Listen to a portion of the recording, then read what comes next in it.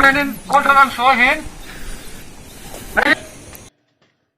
Aro litang police station na ngasi date July 24, 2020. Area gyo na COVID-19 na maram oiraga area sida leiriba khudimakpu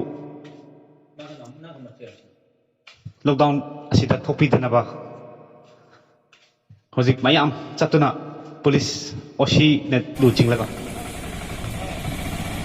chali makchamadi khudima hapiraga tholokpa khudimakna mayam bo haijari aduga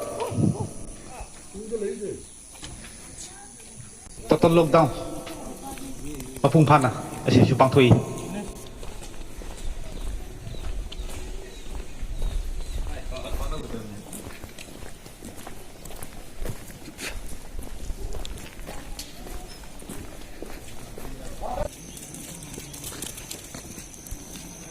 Ini BTS mo ko.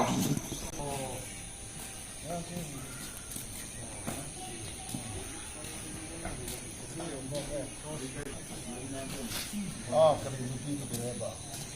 Asada.